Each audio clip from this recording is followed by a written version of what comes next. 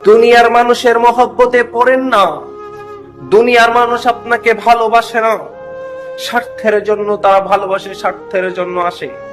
সেই রবের দিকে ফিরে যান, যেই রবের কাছে যদি তুমি ভরসা করো, সেই রব তোমাকে এমন প্রতিদান দান করবে যে দুনিয়ার কোন চোখ সেটা দেখেনি, এমন প্রতিদান দান করবে দুনিয়ার কান কোনোদিন সেটা শোনেনি, এমন প্রতিদান দান করবে দুনিয়ার অন্তর কোনোদিন সেটা কল্পনা করেনি, এমন প্রতিদান দান করবে দুনিয়ার ব্রেন কোনোদিন সেটা চিন্তাও করেনি।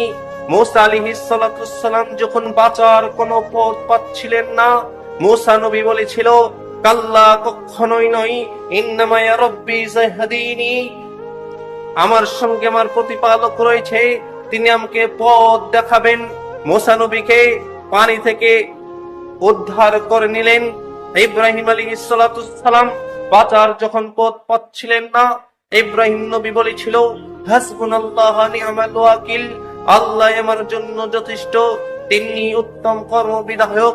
আল্লাহ তখন সঙ্গে সঙ্গে বলেছিল, ইয়া নারু কুনি বারদান সালামা আলা ইব্রাহিম, ইব্রাহিমের জন্য ঠান্ডা এবং শীতল হয়ে যাও হে আগুন। ইব্রাহিমকে আগুন থেকে উদ্ধার করে নিল। মুহাম্মদ সাল্লাল্লাহু আলাইহি সাল্লাম বাঁচার যখন কোনো পথ পাচ্ছিলেন না, মুহাম্মদ সাল্লাল্লাহু আলাইহি সাল্লাম আল্লাহকে বলেছিল, আল্লাহ, কাল্লা, লা তাহজান, ইন্নাল্লাহা মা'ানা, লা তাহজান, ইন্নাল্লাহা মা'ানা, হে আবু বকর, তুমি চিন্তা করো না, আল্লাহ আমাদের সঙ্গে রয়েছে। মুহাম্মদ সাল্লাল্লাহু আলাইহি সাল্লামকে কাফেরদের হাত থেকে পরিত্রাণ দিয়ে দিল।